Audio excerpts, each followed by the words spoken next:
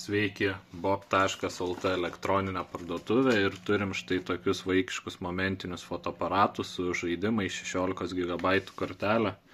Turim ritinėliais popieriaus ir dar įvairiais priedais. Tai galima juos sujungti su telefonu, galima įsirašyti muzikos, leisti muziką, žaisti žaidimus per jį ir, žinoma, fotografuoti. Tai einam į fotografavimą. Ir iš karto pasirenkam šį šuniuką. Galimai biški bus pasilėjęs, jau vieną kartą fotkinta. Ir jisai momentiškai iš karto atspausdina nuotrauką jums ant popieriaus. Matot, kokybė tikrai nebloga. Aišku, yra prietema, bet vaizdas tikrai nėra blogas.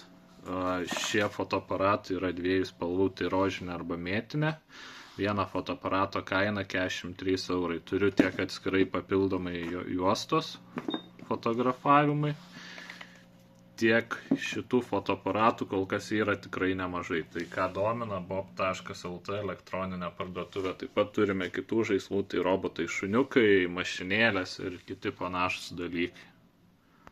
Sveiki, bob.lt elektroninę parduotuvę ir turim štai tokius vaikiškus momentinius fotoaparatus su žaidimais, 16 GB kortelę. Turim ritinėliais popieriaus ir dar įvairiais priedais.